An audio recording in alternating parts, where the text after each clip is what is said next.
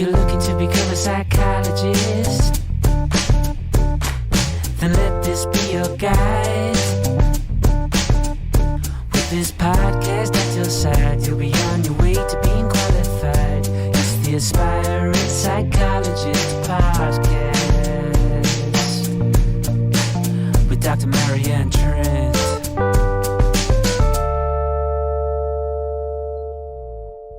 Hi, welcome along to the Aspiring Psychologist Podcast. Thank you for being part of my world.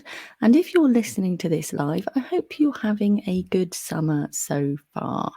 This morning, I was planning on recording a podcast episode before I had to do a guest podcast episode that I was doing for somebody else on grief.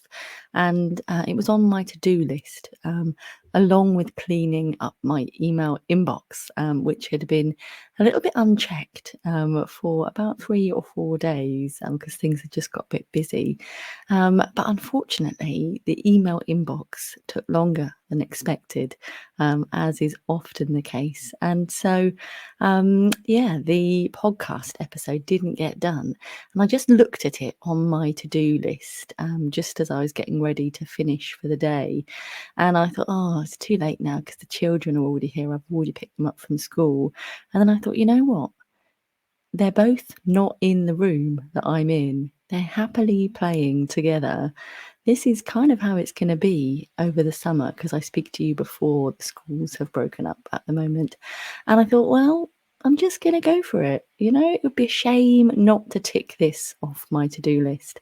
And I can stand in my own way with excuses about why I can't do things, or I can just get on and do it. So that is what I'm doing. And it might be that this is timely for you. So today's episode is something that will likely happen to all of us at some point in our career. It may even happen at numerous points in our career, because it's a really normal part of life. But I think when we work in the profession that we do, it can be easy to get knocked and bumped along the way by people. And what we're talking about today is when things go wrong and when you might feel like quitting and running away and joining the circus and doing something that is so very different to working in the psychology field. And that does happen. When I was an assistant psychologist, somebody jacked it all in and became a personal trainer. They just decided enough of this shenanigans. When I was at St Andrews, somebody quit their forensic qualification route, decided it was no longer for them and went off surfing instead. And the last I heard was having a very lovely life indeed. So, it doesn't say anything about you if you decide it's not for you. That's okay. But what I'm talking to and who I'm talking to and the eventualities that I'm talking to in this episode are when things happen that make you feel really ouchy. So we're not talking necessarily about, just an underlying sense that this isn't the career for you. Actually, I've changed my mind. We're talking about something that's happened that's led a different part of yourself to feel really hurt, really confused, and like running away. So let me give you some examples of where this type of scenario might crop up for you. So it might be that you are in sort of a relevant experience role and maybe something has happened, perhaps on one of the wards or one of the units that you work in. Maybe there's been an incident and it's making you feel like this isn't going to work out for you. Or maybe, there's an investigation into the role that all staff members played in whatever the incident might be. And that can lead to lots of our human brains really mulling things over and really trying to make sense of what has happened. And We might have all sorts of complicated human emotions coming up as well. We might have shame and guilt, embarrassment, remorse, regret. And yeah, it can feel really ouchy, and there's one school of thought that shame was always supposed to feel ouchy, but that it was supposed to be so uncomfortable that it kept us from doing things that might lead us to experience that shame. So I'm not saying that you should feel ashamed for whatever it is that's going on. I'm just making sense of any shame that you do feel. And please know you can only experience that because of your human brain as well. And you definitely didn't ask to be human. I certainly didn't. We're just making our best way through this world with this incredibly tricky brain that we've got. So another example where this might crop up for you is perhaps within a supervisory relationship within your role. Perhaps there's just a bit of a mismatch.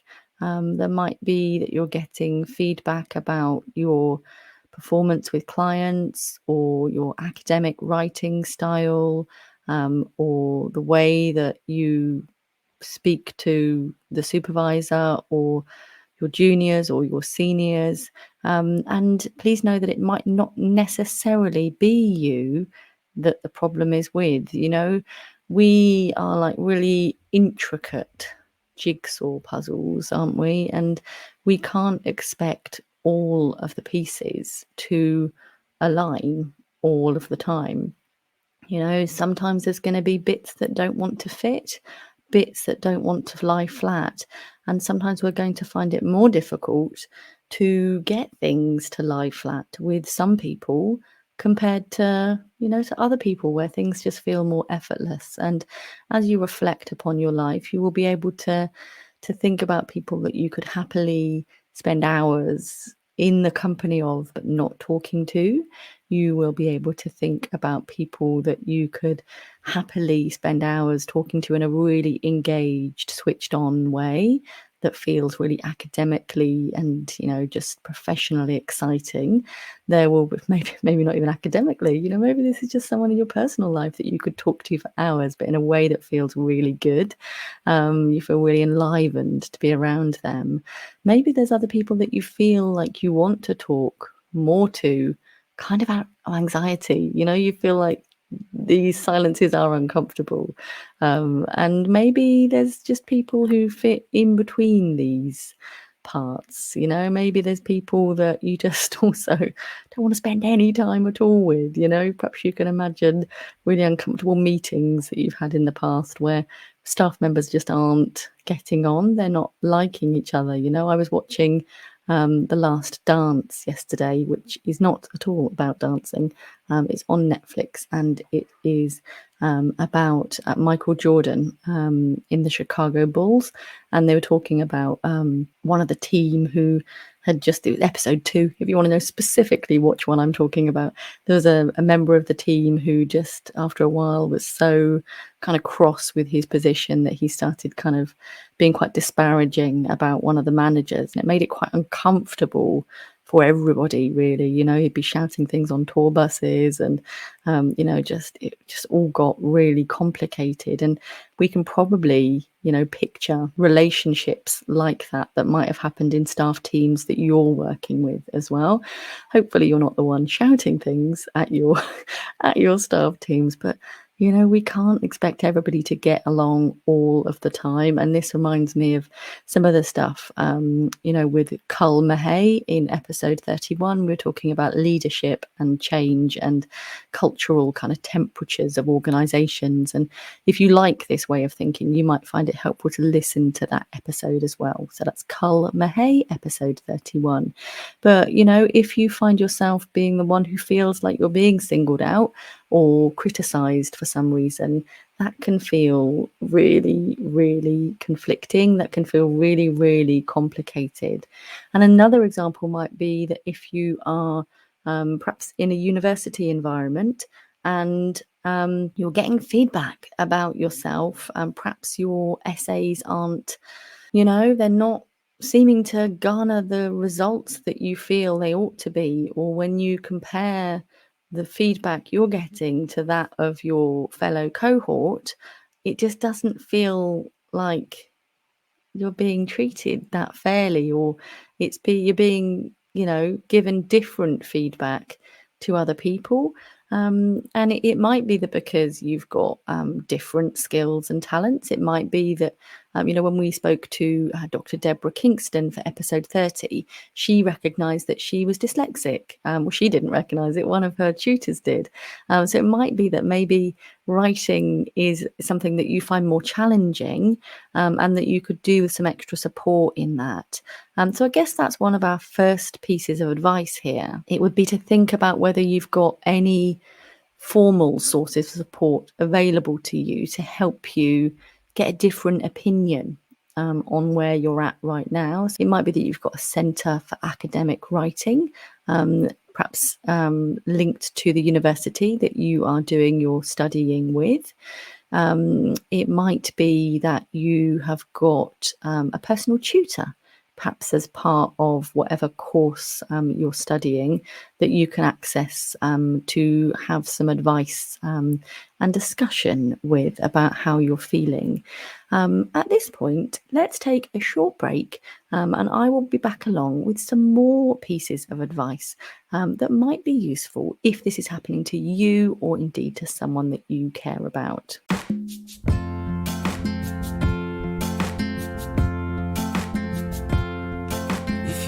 To become a psychologist, then let this be your guide, filled with lessons and experience that will help you get qualified. So come and take a look. It's right here in this book. It's the Clinical Psychologist Collective. It's the Clinical Psychologist Collective.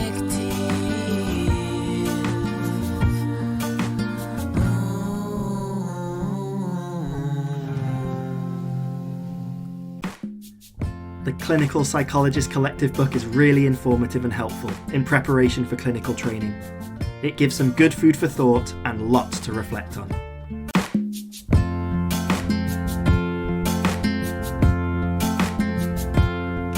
If you're looking to become a psychologist, then let this be your guide, filled with lessons and experience that will help you get qualified.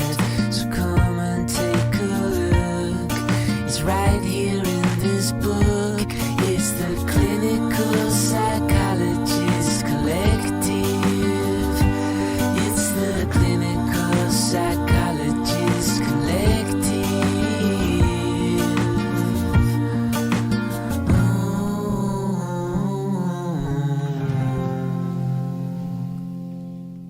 Hi, welcome back. So we've been thinking in the first half about the different types of situations that you might encounter that might make you feel a little bit wobbly and like quitting a role, or quitting, an entire career. But yeah, so we've covered a couple of examples about what you might do in an academic setting. Within occupational settings, it might be that there's another member of your team that you could talk through how you're feeling, sort of more informally or more on the record as well. Perhaps there's a team manager who you have a good relationship with that you could talk about these things with. Of course, you could speak to your supervisor yourself and have that on the table and have a discussion about what might be going on. At this point, you might find it helpful, if you haven't done so already, to go and grab your free supervision shaping tool, which you can do by checking out the link in the show notes. But I do believe goodthinkingpsychology.co.uk/supervision. I'm fairly sure that's right. But yeah, that way you can get the supervision shaping tool straight into your inbox, and that will then help set up any future supervisory relationships in a way that helps you know how you're going to problem solve if there are problems in future. But if you haven't done that already, you could still think about bringing that to supervision to just help you examine the temperature of the water and how to have things be different. If you feel like it's not really, that's not really the time for that, then of course, if you are employed, you could think about discussing your concerns with HR. And if you can't get a good fit with the current supervisor, you could, in fact, consider whether you might have a different supervisor within that role. And it might be that that's perhaps not in your immediate service and that you access supervision somewhere else. But it's really difficult if you do have such a breakdown of relationship. And it's understandable if you feel like you want to look around for jobs that might feel like they're a better fit for you. Not because you're not good for that job. Sometimes things just don't align. And so, yeah, sometimes people contact me and they're really demoralized by the experience that they're having at any particular job. And I have to say that on balance, it sounds like it's not them that's the problem. And actually, in a different environment, somebody might be really celebrating their success and really pleased with, their performance. And then they go on to get a different job and they contact me and they're like, oh my God, this is so different. You were right. It wasn't me. It was just that there was a bad fit, a bad culture fit, as Cull would say. It was just, it wasn't working out for whatever reason, but they've been able to move past that, perhaps have a bit of therapy to work out what the lasting legacy has been from that, and if there's been one. But to be able to take themselves and their development and their advancing skills forward. And it can be useful to think about job roles as, what can I gain from this role? What can I give to this role? How can I try on these shoes whilst I'm in this role? And then when I leave, what might I like to keep? What might I like to take with me? And there might be some things that you're really pretty pleased to leave behind. And I found that in training, during my placements, was that for some stuff I really liked it and I thought, yeah, I'm definitely going to keep that. I love that. And for other stuff, I'm like, no, not keen to ever do that again. And that's okay. And I think sometimes we can do the same with our roles as we're heading towards becoming a trainee as well. So it can feel, I think I'm sort of reflecting on what it's like when you are a young person in a school, or when you've got children, or when you work with children, perhaps in CAMS services, is that it can feel like this time period in our lives and their lives is going to last forever. But what we know is things quickly change. In CAMS services, young people would come in and see me and it would all feel like everything was the end of the world. And then a week later, a teacher's gone on long-term sick, or, a new person's joined the school, or someone hasn't been at school. And so the bullying hasn't been around, and things are very different, even a week later. And I think we can absolutely keep changing and keep rolling with the changes that our life brings us. But to think about perhaps some of the difficult areas as being states rather than traits. But if you recognize that whatever you're going through right now is impacting on you in a longer term way, it's making you feel depressed or anxious, fearful, perhaps even traumatized, then that's starting to become a trait, and that's not okay. And so we need to think about whether you might reach out for occupational health at that point, to help think about how to protect you and to help you to feel better and differently in future. So that is also an option. But I think it's just really tricky. We can have we can get so many knocks and bumps and scrapes along the way, and these can come in the form of feedback from clients as well. Some clients aren't going to like you. No matter how good you are, there will be some clients who just don't get you, or don't like you, or you've just got a bit of a mismatch. No matter what you do, they don't seem to get it. There was one client who complained about me when I was working in an adult service. And, when we looked into it, it didn't seem like the complaint was that justified. I think it was just a mismatch, but even then it feels horrid when you get a complaint coming about you. It can make you feel like, oh, what's the point? Oh, I'm going to quit, I'm just going to comfort eat. I'm going to just look after myself and eat ice cream for the rest of my life. I'm rubbish. I'm ridiculous. Even if we didn't particularly rate the opinion of the person giving the feedback, it can still feel like it knocks you when you do get that feedback, because when we're setting out to help people in this profession, you're not getting paid that much. And so, sometimes the feeling we get from the work we do is the stuff that makes the difference. And so if we're just getting not that good money and like negative feedback all the time, you can really be bogged down by it, and that can really affect the way you feel about yourself and the career. But to you, I say, if you're having a hard time, reach out to somebody you care about, or someone who is supportive. This might be a friend in psychology, it might be a friend out of psychology, it might be a partner, it might be a parent, it might be an auntie, might even be me, someone that you trust. Let me know what's going on for you. Please know you're not alone. Please know that whatever you're feeling and experiencing is only possible because of this unique, tricky human brain of ours. And yeah, you're lovely. You're really striving for this career, and you're not doing this because you think it's going to get you, golden shoes and things one day. You're doing this because you genuinely care about easing distress in other people's lives and helping people understand themselves and the world better and have a different experience. This isn't like a narcissistic career. You're doing this because you genuinely care about other people, and that makes you very special. But it also means that you might get bumped and scraped along the way. We don't want hardened professionals. We want human ones. And so please know that it's okay to be human, but make sure you're being well supported. And with that in mind, if you would like to register for your interest for the Aspiring Psychologist membership, there are spaces becoming available again. I believe it's Friday, the 2nd of September at 8 a.m. But you need to be on the list.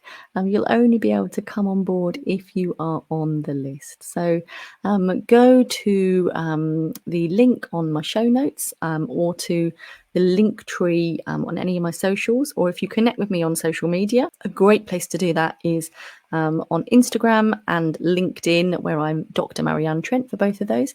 You will absolutely be able to find information about how you can do that.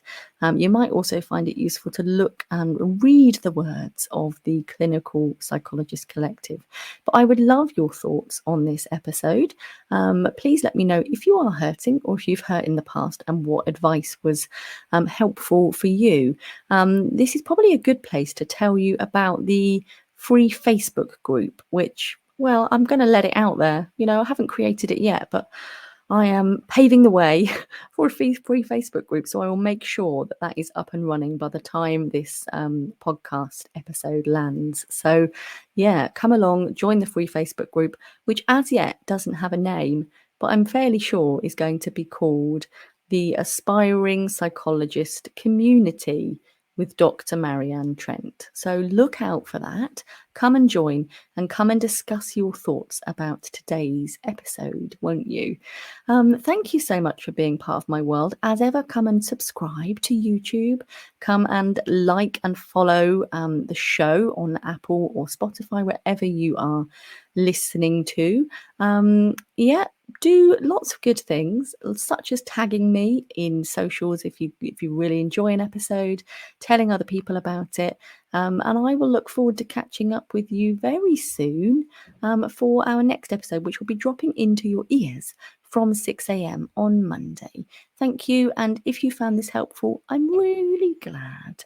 I will speak to you very soon. Take care.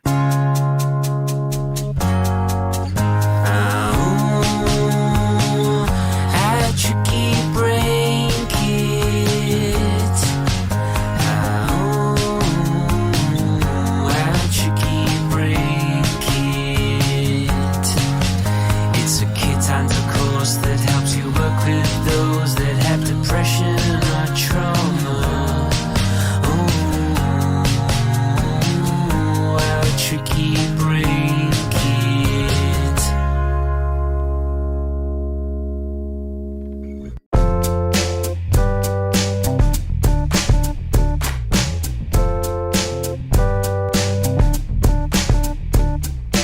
If you're looking to become a psychologist,